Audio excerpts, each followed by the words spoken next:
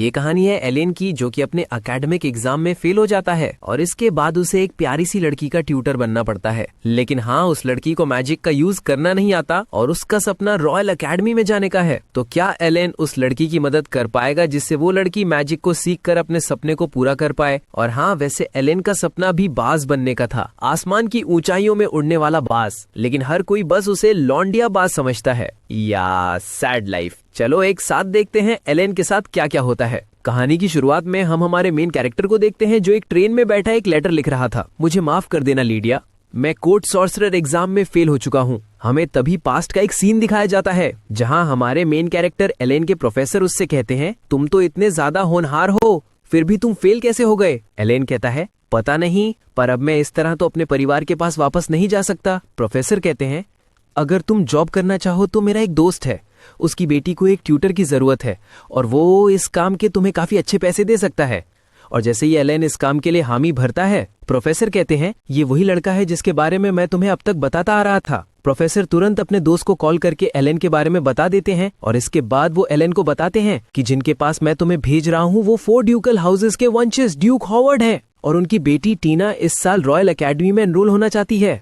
जैसे ही एलेन को पता चलता है कि वो एक ड्यूक की बेटी का प्राइवेट ट्यूटर बनने वाला है, उसके जहन में लीडिया आती है। लीडिया भी एक ड्यूक की बेटी है। और इसके बाद प्रोफेसर एलेन को उसकी ट्रेन की टिकट देते हैं और अब प्रेजेंट में हम एलेन को ट्रेन में देखते हैं। जिसके बाद वो एक टाउन में पहुंचता है और वहां उसे लेने के लिए ड्यूक हॉवर्ड का हेड बटलर आता है, ग्राहम। और इन्हीं के पीछे छुपी थी एली नाम की ये छोटी लड़की। ये एक मेड बनने की तैयारी कर रही है। जिसके बाद मिस्टर ग्राहम उसे गाड़ी के पास लाते हैं और क्योंकि गाड़ी की सीट थोड़ी छोटी थी, इसीलिए ग्राहम एली को एलेन की गोद में बैठने को कहता है। जो बात सुन एली और एलेन दोनों ही हैरान हो जाते हैं। मगर इसके बाद एलेन को एली को गोद में बैठाना पड़ता है। मगर यहाँ एलेन की नजर एली के बालों में लगी रिबन पर जाती है और इसके बाद जब गाड़ी आगे बढ़ती है, एलेन देखता है कि पेड़ों पर बर्फ जमा हो गई है। सो तभी मिस्टर ग्राहम उसे बताते हैं कि अभी तो सही से बर्फ गिरना शुरू भी नहीं हुआ है। जब यहाँ बर्फ गिरती है तब हर किसी को घरों के अंदर रहना पड़ता है। और तभी एलेन को लगता है कि एली को सर्दी लग रही है, इसीलिए वो अपना स्कार्फ उसे भी पहना देता है। और इसके बाद एलेन अपने मैजिक का यूज करके स्कार्फ को गर्म कर देता है।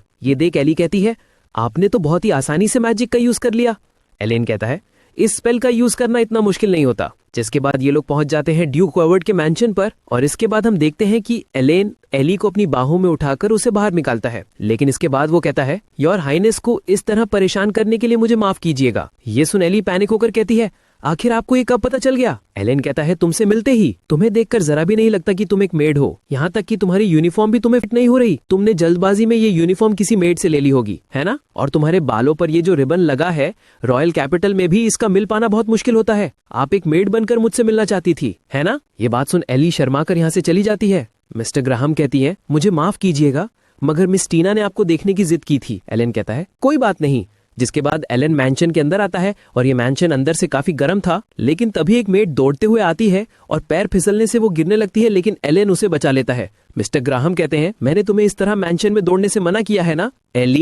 एलेन कहता है, अच्छा तो ये है असली एली। मगर एली के सिर को देखकर न जाने एलेन के दिमाग में क्या आता है, वो उसका सिर सहलाने लगता है, जिस वजह से एली तो हड़बड़ा जाती है। लेकिन तभी मिस्टर ग्राहम कहते हैं, जैसा प्रोफेसर ने बताया था आप बिल्कुल वैसे ही हैं, एक प्लेबॉय पर्सनालिटी की। एलेन कहता है, अरे नहीं, ऐसा नहीं है, मेरी तो आज तक गर्लफ्रेंड तक नहीं बनी। और इसके बाद एलेन की मुलाकात होती है ड्यूक हॉवर्ड से। ड्यूक कहती है, प्रोफेसर ने तुम्हारी बहुत तारीफ की है और कहा है कि तुम मेरे काम के लिए परफेक्ट रहोगे। एलेन कहता है, प्रोफेसर ने मुझे सिर्फ इतना बताया है कि मुझे लेडी टीना को अच्छे से पढ़ाना होगा ताकि वो रॉयल अकेडमी में एनरोल हो पाए। ड्यूक कहते हैं, ये बुरी बात नहीं है, ये सच है कि मैं तुम्हें अपनी बेटी का प्राइवेट ट्यूटर चाहता हूँ, मगर मैं चाहता हूँ कि तुम मेरी बेटी को समझाओ ताकि वो रॉयल अकेडमी में जाने की जिद छोड़ दे। तुमने 4 महान ड्यूकर हाउसेस के बारे में तो सुना ही होगा। रॉयल किंगडम को बहुत ज्यादा महान बनाने में इनका बहुत बड़ा योगदान रहा है।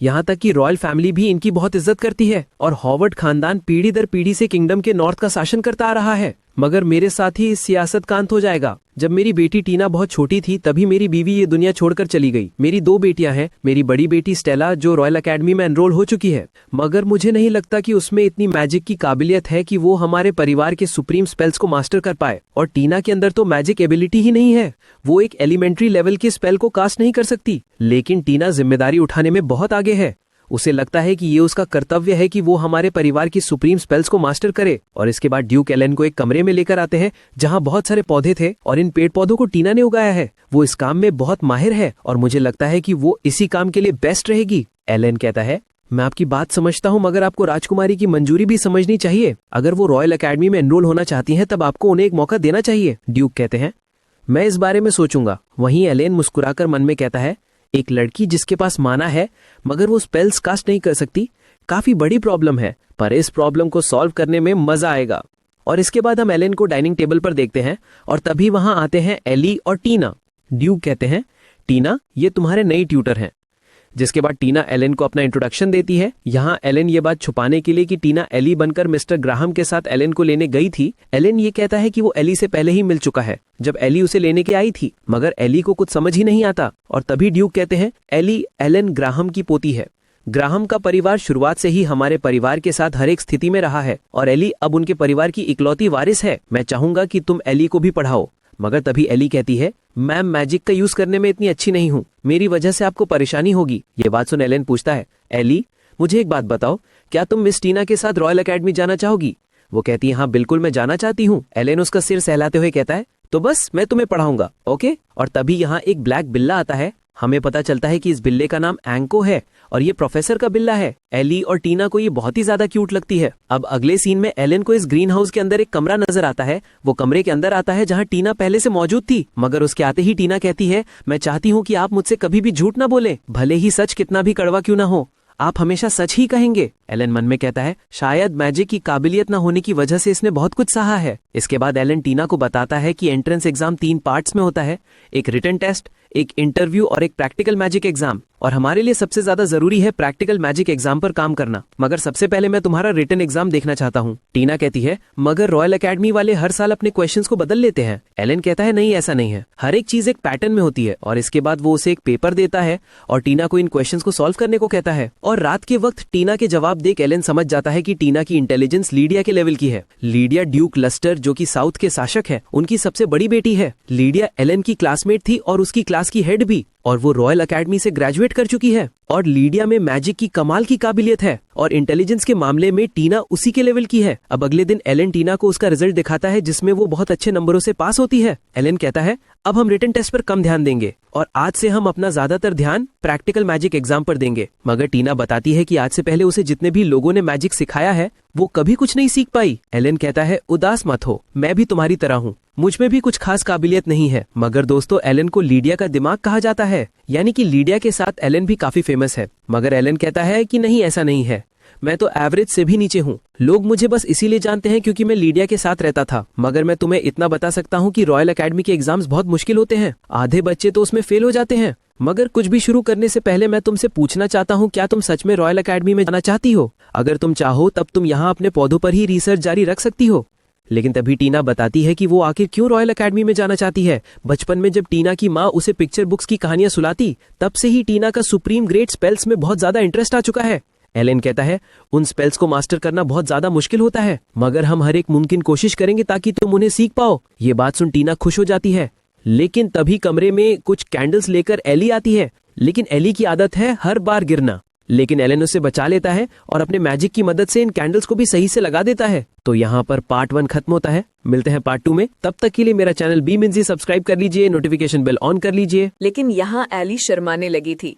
तभी टीना चिल्लाकर कहती है, टीचर एली से दूर हो जाइए, ये इंडिसेंट बात है। अब इसके बाद एलन टीना से मैजिक के एलिमेंट्स पूछता है। टीना बताती है कि fire, wind, water, earth, lightning, light and darkness ये मैजिक के एलिमेंट्स है और हर एक इंसान इन 7 में से एक एलिमेंट की पावर के साथ पैदा होता है। लेकिन हार्वर्ड परिवार के बच्चे 2 एलिमेंटल पावर के साथ पैदा होते हैं, एक वाटर और दूसरा विंड, और इन दोनों मैजिक को कंबाइन करने से आइस मैजिक क्रिएट होता है। लेकिन इसके बाद एलन आगे बताता है कि कल उसने कार में टेम्परेचर बढ़ाने के लिए fire, water and wind in तीनों एलिमेंट्स को एक साथ कंबाइन किया था। लेकिन फायर एंड वाटर एक दूसरे के ऑपोजिट होते हैं, इसीलिए इनकी दुनिया में जो एफिनिटी की थ्योरी है ये उसके अगेंस्ट जाता है। और एलन चाहता है कि ये दोनों एक साथ अलग अलग टाइप के एलिमेंट्स को यूज करने की कोशिश करते रहें। जिसके बाद एलन एली से पूछता है कि वो किस टाइप के स्पेल्स कास्ट कर सकती है। वो बताती है फायर एंड विंड। जिसके बाद एली अपने फायर मैजिक का यूज करके कैंडल को जला के दिखाती है और इसके बाद वो विंड मैजिक का भी यूज करके दिखाती है, जो देख के एलन कहता है, वाकई तुम में काफी काबिलियत है, तुम बहुत ज्यादा होनहार हो। अपनी तारीफ सुन एली का तो मुंह खुला का खुला रह जाता है। मगर इसके बाद बारी आती है टीना की, और इसके बाद एलन देख पाता है कि टीना की बॉडी में माना तो फ्लो होता है, लेकिन जब वो स्पेल कास्ट करने की कोशिश करती है तब उसका स्पेल टूट जाता है, जिससे टीना थोड़ी उदास हो जाती है। लेकिन एलन उसे हिम्मत देता है कि तुम में काबिलियत है और देखना तुम जल्द ही स्पेल्स को कास्ट करना भी सीख जाओगी। और इसके बाद एलन इन दोनों को अपनी ताकत का एक छोटा सा नमूना दिखाता है। एलन एक ही बार में इन सभी कैंडल्स पर अलग अलग मैजिक एलिमेंट को एक्टिवेट करता है और ये दिखने में बहुत ज्यादा खूबसूरत लगते हैं। एली और टीना बस ये देखती रह जाती हैं और इसके बाद एलन मुस्कुराकर मन में कहता है, मुझे यकीन है तुम स्पेल्स कास्ट करना सीख जाओगी, क्योंकि मैं, जिसे लोग नालायक कहते थे, अगर वो इनका यूज करना सीख सकता है तब तुम्हारे अंदर तो मैजिक की काबिलियत है। दूसरी ओर हम लीडिया को देखते हैं, जो एलन का भेजा हुआ लेटर पढ़ने के बाद कहती है, ये मुझे बिना बताए गया है, अगर मैंने उसे सबक ना सिखाया तो मेरा नाम भी लीडिया नहीं। अगले सीन में एलन इनसे एक सवाल पूछता है कि आखिर मैजिक का यूज कैसे होता है। टीना बताती है कि हम मैजिक का यूज माना के जरिए कर पाते हैं, बिना माना के स्पेल्स कास्ट नहीं किए जा सकते। एलन बताता है कि बहुत ही कम लोग आज के दौर में सुप्रीम स्पेल्स को यूज कर पाते हैं, जिनमें 4 ग्रेट ड्यूकल हाउसेस भी हैं, और इनके द्वारा यूज किए गए सुप्रीम स्पेल्स के नाम हैं fire bird, blizzard wolf, gale dragon and lightning lord tiger. लेकिन आज के टाइम पर इन्हें कोई भी यूज नहीं कर पाता। टीना पूछती है, अगर ऐसी बात है तो उस रिसर्च का क्या जो तब हुई थी जब डार्क लॉर्ड के साथ इंसानियत का युद्ध हुआ था। एलन बताता है कि उन लोगों ने क्वालिटी से ज्यादा क्वांटिटी पर ध्यान दिया था। टीना कहती है, मगर पहले तो ऐसा भी माना जाता था कि अगर आप किसी भी एलिमेंट के पास रहोगे तब इससे आपके उस एलिमेंटल स्पेल की पावर इंक्रीज हो जाएगी, मगर ऐसा कभी नहीं हुआ। एलन कहता है, हाँ, ये एक एक्सपेरिमेंट के रिसर्च के मुताबिक कहा जाता है, लेकिन हम आंखें बंद करके हर एक बात पर यकीन नहीं कर सकते। मुझे तो ऐसा लगता है कि एलिमेंट्स में एलिमेंटल्स को लेकर कुछ ज्यादा ही यूनेंस होती है, और मैं तुम दोनों से कहना चाहूंगा कि किसी की भी बात पर तब तक यकीन ना करो जब तक तुम उस चीज को आंखों से एक्सपीरियंस ना कर लो, क्योंकि कानों सुनी बात अक्सर सच नहीं होती। अब इसके बाद एलन एली से किसी और टाइप का मैजिक कास्ट करने को कहता है, क्योंकि Ellie already fire and wind को यूज कर सकती है। एली कोशिश करती है मगर वो कर नहीं पाती, सो एलन कहता है कि जरा रिलैक्स होकर करो, और जब वो एलन की बात मानकर कोशिश करती है तब वो वाटर मैजिक को भी यूज कर पाती है। लेकिन इसके बाद जब टीना कोशिश करती है तब उसका स्पेल एक और बार एक्टिवेट होता ही नहीं, जो देख एलन उसे एक और बार कोशिश करने को कहता है, लेकिन एक और बार फिर से टीना स्पेल कास्ट नहीं कर पाती। अब रात के वक्त हम एलन को लाइब्रेरी में देखते हैं, और वो यहाँ इसीलिए आया था ताकि वो इस बात का पता लगा पाए कि आखिर कौन सी चीज टीना को स्पेल कास्ट करने से रोक रही है, और एलन यहाँ छुप कर आया था। इसी वजह से जब उसे किसी के अंदर आने की आवाज आती है वो वहां छुप जाता है, और यहाँ एक मेड के साथ टीना आई हुई थी। और इसके बाद टीना यहाँ से मैजिकल साइंस की एक बुक उठाती है। तभी ये मेड कहती है, आपको भी आपकी माँ की तरह बुक्स पढ़ना बहुत पसंद है ना? वैसे आपके वो नए ट्यूटर कैसे हैं? टीना एलन को याद करते हुए कहती है कि वो बहुत अच्छे हैं। ये बात सुनिए मेड टीना को यहाँ से ये कहकर भेज देती है कि मैं यहाँ ताला लगा के आती हूँ, मगर असल में तो ये मोहतरमा को ये बात पता थी कि एलन यहाँ पर छुपा हुआ है। ये मोहतरमा है हेड मेड शेली वॉकर, और यहाँ ये एलन से एक रिक्वेस्ट करती है। लेडी टीना बहुत ही ज्यादा हार्ड वर्किंग है, लेकिन उनके सभी पिछले ट्यूटर्स लेडी टीना के हार्ड वर्क को नजरअंदाज करके बस उन्हें इसीलिए छोड़कर चले जाते क्योंकि उनकी कई कोशिशों के बावजूद भी टीना मैजिक का यूज नहीं कर पाई, और इसी वजह से मैंने अक्सर लेडी टीना को अकेले में रोते हुए देखा है। मगर इसके बावजूद भी उन्होंने हार नहीं मानी, और जब उन्हें ये बात पता चली कि उन्हें पढ़ाने के लिए एक नया ट्यूटर आने वाला है जो कि बहुत ही होनहार है, वो बहुत ज्यादा खुश हुई। लेडी टीना आपको और लेडी लीडिया को अपना आइडल मानती है, इसीलिए प्लीज आप उन्हें छोड़कर मत भागिएगा। एलन कहता है, मैं वादा करता हूं मैं अपनी जिम्मेदारी निभाऊंगा, लेकिन मुझे भी आपकी एक मदद चाहिए। लेकिन अगले सीन में हम टीना को देखते हैं, जो थोड़ी गुस्सा होकर एलन से पूछती है, आज सुबह आप दोनों मुझे बताए बिना घूमने के लिए गए थे? एलन बताता है कि ऐसा नहीं है, बल्कि वो तो सब्जियां तोड़ने में एली की मदद कर रहा था। सो टीना एली से पूछती है, तुम मिस्टर एलन को लेकर क्या सोचती हो? एली बताती है कि वो एलन को लेडी टीना के दादा दादी के बाद सबसे ज्यादा पसंद करती है। ये देख एलन हंसते हुए कहता है, तुम दोनों को देखकर लगता है जैसे तुम दोनों बहनें हो। सो अब इनके बीच इस बात को लेकर बहस होने लगती है कि बड़ी बहन कौन है। ये देख एलन को हंसी आ जाती है, ये दोनों कहती है कि ये हंसने वाली बात नहीं है। लेकिन इसके बाद एलन इनकी पढ़ाई शुरू करता है। सबसे पहले वो एली को एंको का डार्क माना महसूस करवाता है और इसके बाद जब एली डार्क मैजिक यूज करने की कोशिश करती है तब वो ऐसा नहीं कर पाती। और इसके बाद बारी आती है टीना की। लेकिन जैसे ही टीना कोशिश करती है एक बार फिर से उसका स्पेल टूट जाता है, जो देख एलन कहता है कि निराश मत हो, अभी तो बस हमारी शुरुआत हुई है। और इसके बाद एलन डार्क मैजिक का यूज करके एंक को जैसा ही एक बिल्ला बना देता है। लेकिन एली और टीना के बीच इस बात को लेकर बहस होने लगती है कि पहले इस बिल्ले को कौन सहलाएगा। सो ये देख एलन एली और टीना के लिए अलग से 2 बिलौटे बना देता है, जिससे ये दोनों ही खुश हो जाती हैं। मगर इसके बाद मिस्टर ग्राहम एलन को एक लेटर देते हैं। ये लेटर एलन को लीडिया ने लिखा था और वो एलन पर गुस्सा दिखा रही थी कि तुम्हें हार्वर्ड्स के यहाँ जाने की क्या जरूरत थी। अगर तुम्हें काम ही चाहिए था तब तुम यहाँ मेरे पास भी आ सकते थे। और वैसे मुझे टीना के सिचुएशन के बारे में पता है और उसे सही करने का सिर्फ एक तरीका है। लेकिन खबरदार जो उस तरीके का तुमने मेरे अलावा किसी और के साथ ट्राई किया। और हाँ, याद रखना, मुझे हर हफ्ते तुम्हारी ओर से एक लेटर चाहिए। मैं डेली लेटर्स नहीं मांग रही, सिर्फ हफ्ते में एक बार। बेचारा एलन परेशान हो जाता है। यही देख टीना कहती है, शायद लेडी लीडिया को आपसे दूर रहना पसंद नहीं है। एलन कहता है, अरे नहीं, ऐसा नहीं है। अब इसके बाद फिर से इनके लेसन्स शुरू होते हैं और एली फिर से वाटर मैजिक का यूज कर लेती है। मगर टीना एक और बार ऐसा नहीं कर पाती। लेकिन इस बार एलन को बर्फ के छोटे छोटे टुकड़े नजर आते हैं। अब अगले सीन में बुक पढ़ते हुए एलन सोच रहा था कि जल्द ही टीना स्पेल्स कास्ट कर पाएगी और एक एंशिएंट बुक पढ़ते हुए एलन को इसमें एक सिंबल नजर आता है। लेकिन जैसे ही अगले दिन की सुबह होती है, एली एलन के पास आती है और इसके बाद हम एलन को एक अलग रूम में देखते हैं और यहाँ एलन एली को मिस वॉकर कहकर बुलाता है। लेकिन ये बात एली को जरा भी पसंद नहीं आती। वो बेचारी तो रोमी तक लगती है। मैं आपके लिए जरा भी मायने नहीं रखती है ना एलन सेंस। सो अब एलन उसे एली कहकर बुलाता है, जिससे वो खुश हो जाती है। मगर हम देखते हैं कि एली एलन को अपने रूम में लेकर आई है। इसीलिए एलन कहता है, तुम्हें इस तरह किसी भी आदमी को अपने कमरे में नहीं लाना चाहिए, ये सही नहीं होता। अच्छा बताओ, तुमने मुझे क्यों बुलाया है? सो अब एली एलन को बताना शुरू करती है।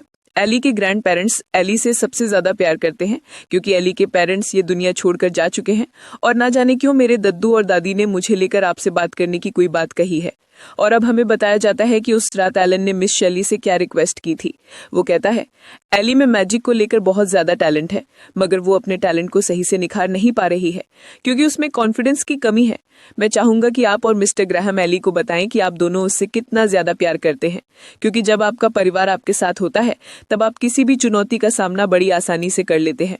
एली बताती है कि उसके पेरेंट्स के गुजर जाने के बाद से उसके दद्दू और दादी ही उसका ख्याल रखते आ रहे हैं और जब वो हार्वर्ड हाउस में पहली बार आई थी तब उस दिन एक छोटी सी प्यारी सी बच्ची उसका पीछा कर रही थी, क्योंकि इसके कुछ वक्त पहले ही टीना ने अपनी माँ को खोया था। हम दोनों ही एक दूसरे के हालातों को अच्छे से समझ सकते थे। मैं जो कि वॉकर फैमिली की इकलौती वारिस हूँ, कोई भी काम ढंग से नहीं कर सकती और मुझे लगता था कि लेडी टीना के रॉयल एकेडमी में जाने के बाद मैं तो बिल्कुल अकेली पड़ जाऊंगी। और इसीलिए एली ने अपने मास्टर यानी कि टीना के पिता से बात की ताकि वो एली को भी रॉयल एकेडमी में लेडी टीना के साथ जाने दे। ये बात सुन एलन उसका सिर सहलाते हुए कहता है, सच में तुम बहुत बहादुर भी हो और बहुत काबिल भी। और इसके बाद एली में अब और भी ज्यादा कॉन्फिडेंस आ चुका था और इस बार वो वाटर मैजिक को बहुत ही अच्छे से निखार कर उसका यूज कर पाती है।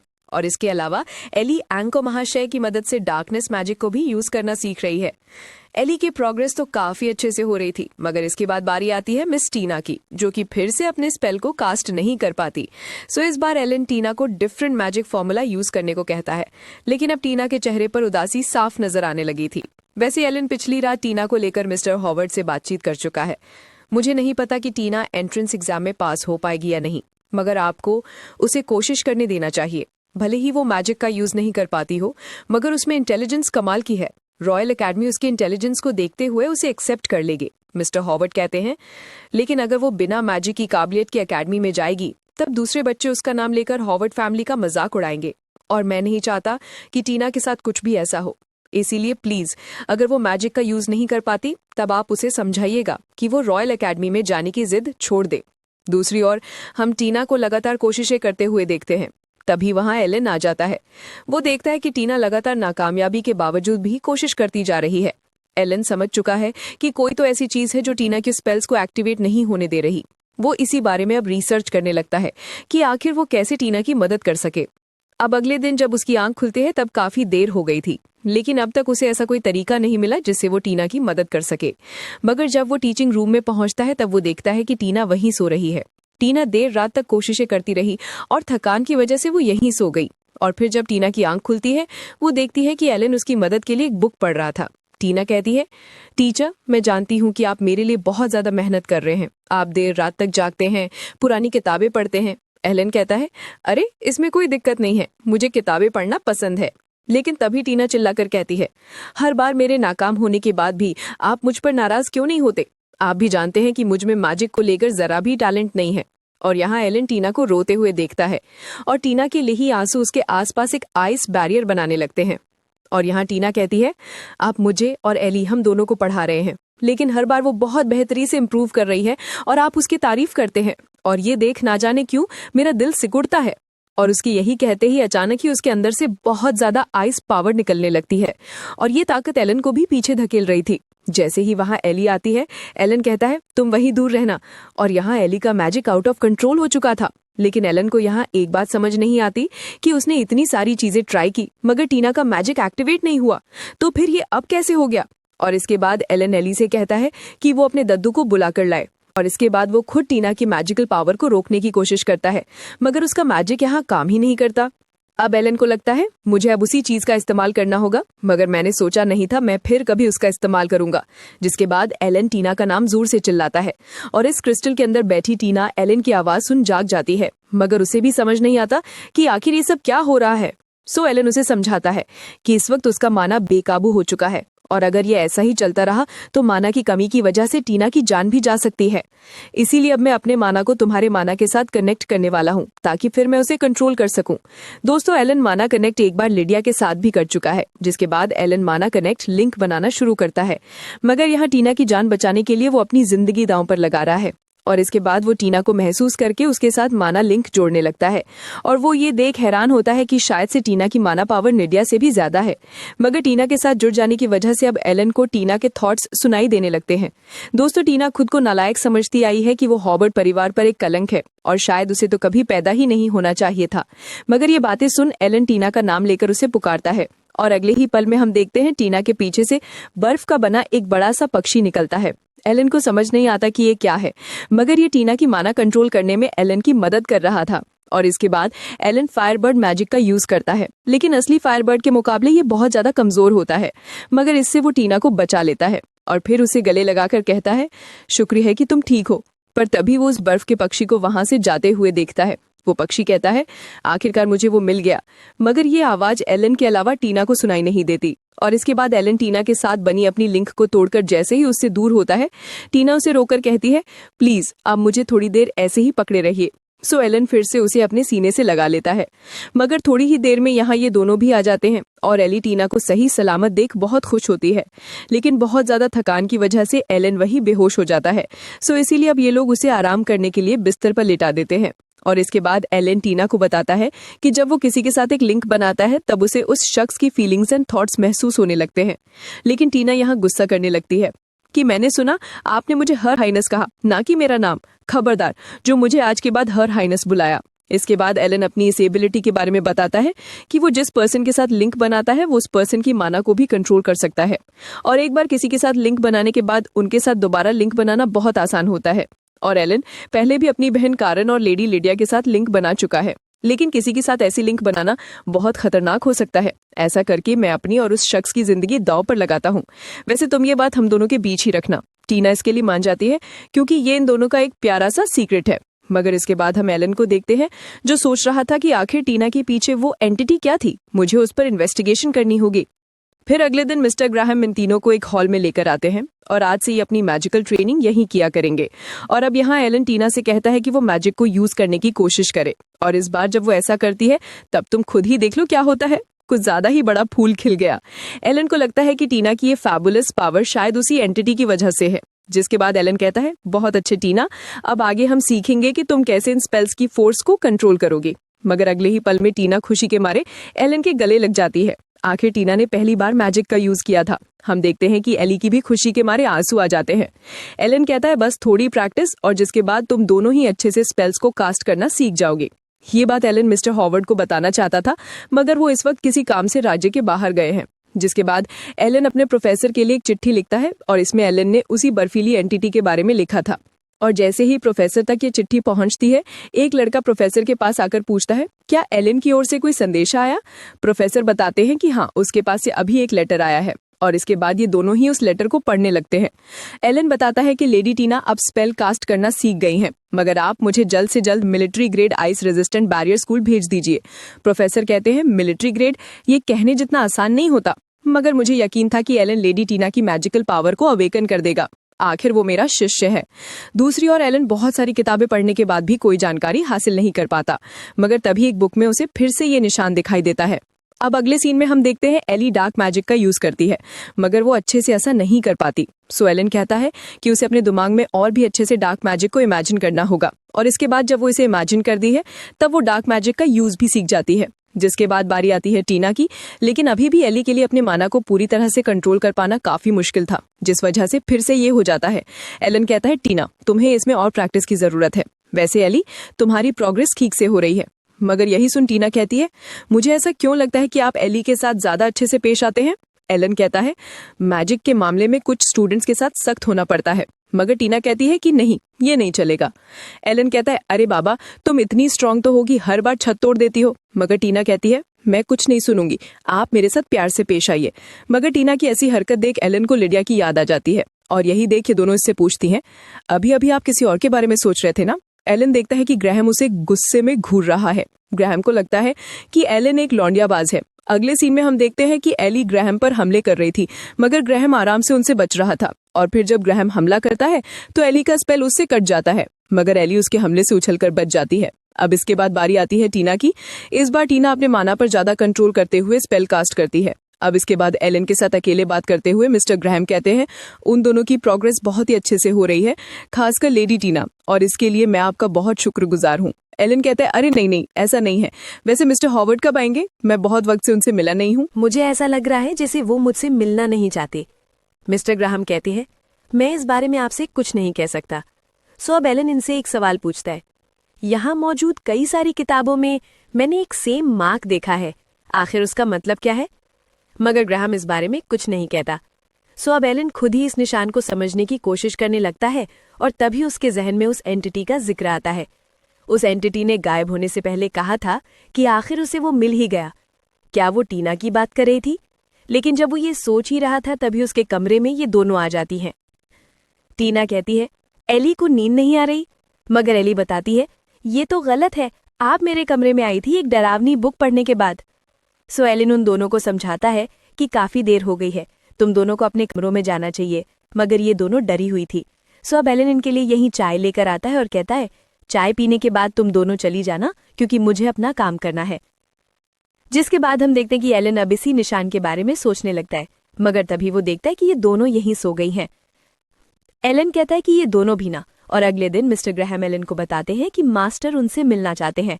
और फिर जब एलन मिस्टर रॉबर्ट से मिलता है तब वो एलन को बताते हैं उन्होंने डिसाइड किया कि टीना एंट्रेंस एग्जाम नहीं देगी। एलन पूछता है, आखिर ऐसा क्यों? लेडी टीना में तो मैजिक की कमाल की काबिलियत है। वो कहते हैं, टीना मैजिक का यूज करना तो सीख गई है, मगर उसमें अनुभव की कमी है। एंट्रेंस एग्जाम में पास होने के बाद भी वो दूसरों के लिए बस परेशानी खड़ी करेगी। और इसके अलावा एक और मुद्दा है, मगर वो मुद्दा आपको जानना जरूरी नहीं। मगर यहाँ एलन कहता है, अगर आपको लगता है कि जो आप सोच रहे हैं वो सही है, तभी आपकी बहुत बड़ी गलतफहमी है। ड्यूक वॉल्टर, लेडी टीना की माँ डचेस रोज हॉवर्ड, उनकी भी एक ख्वाहिश थी ना? वो कहते हैं, आखिर तुम क्या समझोगे कि मेरी बीवी क्या चाहती थी क्या नहीं? मगर एलन बताता है कि उसने आइस मैजिक के ऊपर जितनी भी यहाँ किताबें पढ़ी उन सब पर एक निशान था, और वो निशान डचेस रोज का था, है ना?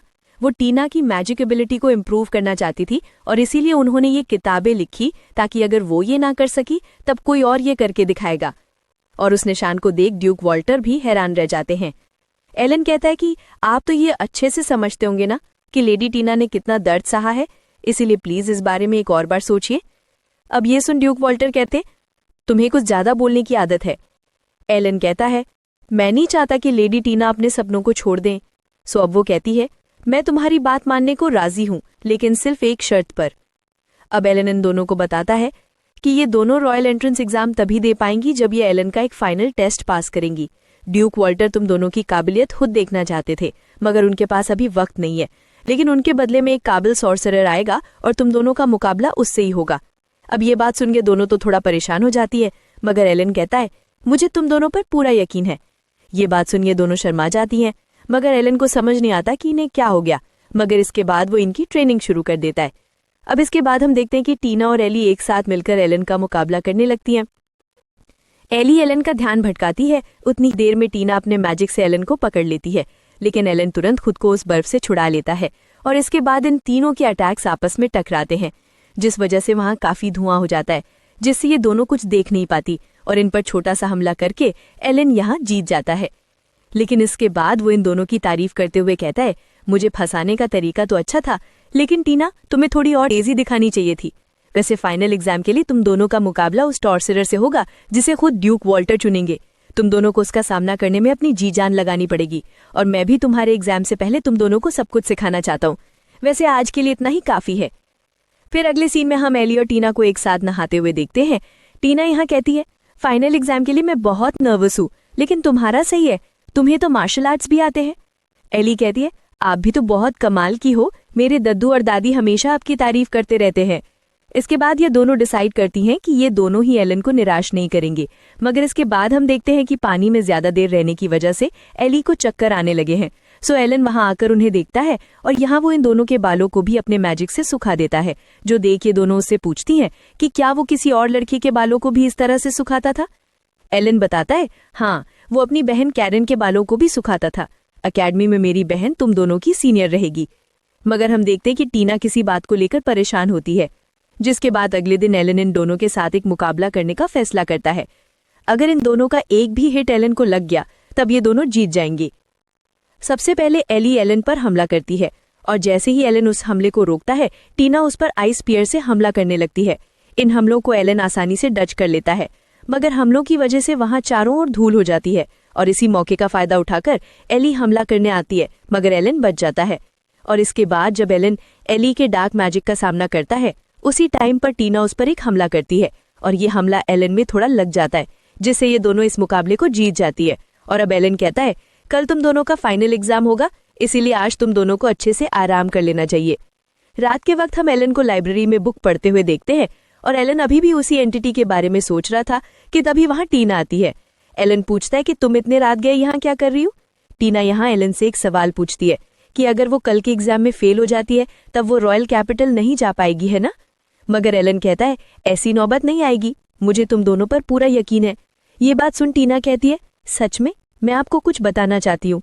मैंने आपको ये तो बता ही दिया था कि मेरी माँ मुझे पिक्चर बुक्स पढ़कर सुनाया करती। उस टाइम पर वो ग्रेट स्पिरिट्स मेरे ध्यान अपनी ओर खींचते। वो ग्रेट स्पिरिट्स थे the little jade green bird of healing, tempest king fisher, the flame wraith head lion, blazing Qilin और आखिर में वो पक्षी जो सब कुछ जमा देता है, फ्रिजिड क्रेन।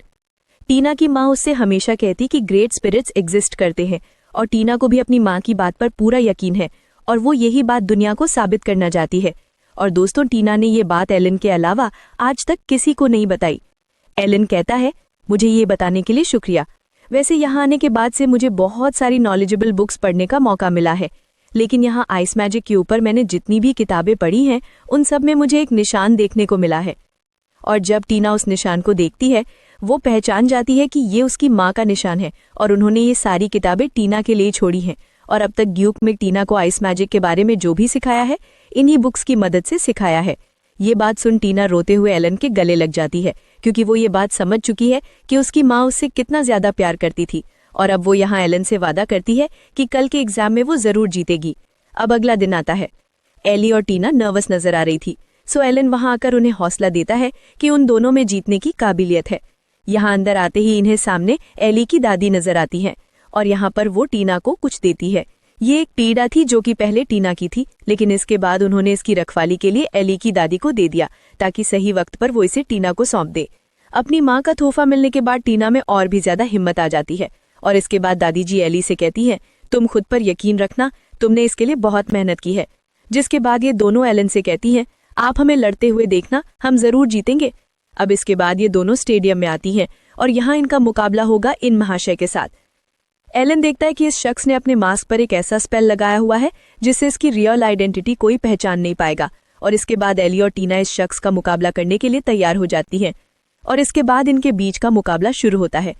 सबसे पहले ये शख्स एली पर हमला करने जाता है, मगर एली अपने मार्शल आर्ट से उससे लड़ती है, मगर वो शख्स उसे तुरंत ही दूर फेंक देता है। और फिर जब वो एली पर हमला करने वाला था कि तभी एली अर्थ मैजिक का यूज करके उस शख्स की पोजीशन बिगाड़ देती है। और इसी मौके का फायदा उठाकर टीना एक बहुत ही ज्यादा पावरफुल अटैक करती है, मगर इसे उस शख्स को खरोच तक नहीं आती। और इसके बाद वो शख्स इन पर हमला करने आता है, मगर एली टीना को बचा लेती है। और इसके बाद एली और टीना उस शख्स को उलझन में डालकर उस पर एक साथ हमला करती है, मगर वो शख्स इन दोनों के हमलों को तोड़ देता है। और इसके बाद वो शख्स एक पावरफुल स्पेल को कास्ट करता है। ये एक एडवांस्ड स्पेल है, ट्विन आइसिकल पिलर्स। टीना और एली यहाँ काफी नर्वस होने लगती है, सो एलन इन दोनों को हिम्मत देता है और इसके बाद वो शख्स इन दोनों पर वो हमला करता है। सो हम देखते हैं कि टीना बिल्कुल वैसे ही स्पेल को कास्ट करती है, लेकिन उसका स्पेल काफी कमजोर था, मगर क्योंकि टीना और एली एक साथ थी तो वो उस शख्स के स्पेल को तोड़ देती है। और टीना की ये प्रोग्रेस देख एलन और दादी दोनों ही काफी खुश होती हैं। जिसके बाद ये दोनों कहती हैं, महाशय अब आपको हार मान लेनी चाहिए क्योंकि हम दोनों रॉयल एकेडमी में जाकर रहेंगी। लेकिन ये बात सुन वो शख्स अपना बेस्ट स्पेल कास्ट करता है। इस स्पेल को देख दादी और एलन दोनों ही परेशान हो जाते हैं। एलन तुरंत यहाँ से सभी को चले जाने को कहता है क्योंकि ये स्पेल बहुत ज्यादा खतरनाक था। और इसके बाद एलन खुद नीचे स्टेडियम में कूद जाता है और वहां मौजूद मिस्टर ग्राहम से वो वहां से उन्हें जाने को कहता है। टीना को अपनी आंखों पर यकीन नहीं होता क्योंकि जिस स्पेल को ये शख्स कास्ट कर रहा था, टीना को लगता था कि वो स्पेल पूरे राज्य में सिर्फ उसके पिता ही कास्ट कर सकते हैं। मगर इस पावरफुल प्रेशर का सामना करते हुए एली कहती है, हम जीतने का कोई ना कोई रास्ता ढूंढ लेंगे, आखिर एलन सेंसे ने हमें यही सिखाया है। और इसके बाद तो टीना में भी हिम्मत आ जाती है, लेकिन तभी उस शख्स के स्पेल से समन होकर आता है एक आइस वुल्फ। दोस्तों, ये ड्यूकल हाउस ऑफ होवर्ड का सुप्रीम स्पेल ब्लिजार्ड वुल्फ है। यहाँ एलन मिस्टर ग्राहम को वो आइस बैरियर्स दे देता है जो उसे प्रोफेसर ने भेजे थे ताकि वो सुरक्षित रहें। एलन उनकी मदद के लिए जाता है, मगर वो दोनों ये कहकर उसे रोक देती हैं कि ये उनकी लड़ाई है। और इसके बाद जब उस शख्स का वुल्फ इन पर हमला करने आता है, एली उसके पहले बार को तो रोक लेती है लेकिन हरा नहीं पाती। तभी टीना एलन को याद करते हुए एक पावरफुल स्पेल कास्ट करती है जिससे वो वुल्फ बर्फ में जम जाता है, मगर ऐसा हुआ था सिर्फ पल भर के लिए। वो शख्स कहता है, मुझे हराने के लिए तुम्हें एक सुप्रीम स्पेल कास्ट करना होगा। और इसके बाद वो वुल्फ इन पर हमला करके इन्हें गिरा देता है, मगर तभी एलन उनसे कहता है, तुम दोनों ने ब्लिजार्ड वुल्फ का फॉर्मूला अच्छे से तो देख लिया है ना, मैं चाहता हूं कि तुम उसे कास्ट करने की कोशिश करो। एली, इसमें तुम भी टीना का साथ देना। वो शख्स भी कहता है, देखते हैं तुम ये कर पाती हो या नहीं। मगर इसके बाद एली और टीना उस स्पेल को कास्ट करने लगती हैं और जब उस शख्स का वुल्फ उनकी ओर हमला करने के लिए दौड़ता है, तभी उन दोनों का वुल्फ भी समन हो जाता है। और इसके बाद इन दोनों के वुल्फ्स एक साथ लड़ने लगते हैं, लेकिन इनकी लड़ाई से निकलने वाले प्रेशर का सामना करने में इन दोनों को बहुत दिक्कत हो रही थी। वो शख्स कहता है, क्या हुआ, क्या तुम सिर्फ इतना ही कर सकती हो? मगर टीना हार मानने से इनकार कर देती है। वो अपने रिबन को उतारकर अपनी माँ की कहानियों पर पूरा यकीन रख उस रिबन को अपनी माँ की छड़ी में बांध देती है ताकि उसकी माँ उसे और ताकत दे। और तभी एक आवाज टीना से कहती है, मैं इस ताकत का इस्तेमाल करूं। और फिर कुछ बहुत ही अजीब होता है। पल भर में ही उस शख्स का वुल्फ और वो खुद हार जाता है और टीना ने जिस ताकत का इस्तेमाल किया था उससे ये स्टेडियम ही तबाह हो जाता है और आसमान में एक बर्फ का सारा उड़ते हुए नजर आता है। हम देखते हैं कि टीना और एली से लड़ने के लिए खुद मिस्टर वॉल्टर आए थे। अब अगले सीन में हम देखते हैं कि टीना और एली और साथ ही एलन भी यहाँ से रवाना होने वाले थे रॉयल एकेडमी के लिए। तभी यहाँ टीना के पिता आते हैं और वो यहाँ आते ही टीना से कहते हैं, तुम्हारा फाइनल एग्जाम देख मुझे तुम्हारी काबिलियत पर पूरा विश्वास हो गया है, मगर पहले तुम पर यकीन न करने के लिए मुझे माफ कर देना। मैं बस इस बात से डर रहा था कि कहीं मैं रोज की तरह तुम्हें भी खो ना दूं। मगर टीना अपने पिता को गले लगाकर कहती है, अब मुझे जाना होगा, मगर आप अपना ख्याल रखिएगा। जिसके बाद टीना और एली ट्रेन में बैठ जाती हैं। यहाँ मिस्टर वॉल्टर अपनी नाजुक सी गुड़िया को ये दुनिया देखने के लिए भेज रहे हैं, मगर अगले ही पल में वो एलन के कंधे पर हाथ रख कहते हैं, वैसे एलन, खबरदार जो तुमने मेरी बेटी के साथ कुछ भी किया। मिस्टर ग्राहम भी यही बात कहते हैं। ये लोग तो एलन को अब भी लौंडिया बाज समझते हैं। जिसके बाद ये सभी ट्रेन में बैठ जाते हैं और ट्रेन चल पड़ती है और आखिर में हमें एलन की आवाज आती है, यहाँ आकर मुझे बहुत कुछ सीखने को मिला, लेकिन आखिरकार मैं वापस लौट रहा हूँ। मैं आ रहा हूँ तुमसे मिलने रॉयल कैपिटल में। तो एलन यहाँ आखिर किसकी बात कर रहा है, लीडिया या फिर कोई और? ये जानेंगे हम अगले पार्ट में। ये पार्ट यहीं खत्म होता है। नेक्स्ट पार्ट के लिए चैनल को सब्सक्राइब कर दो। मैं मिलता हूँ जल्दी ही एक नए वीडियो में।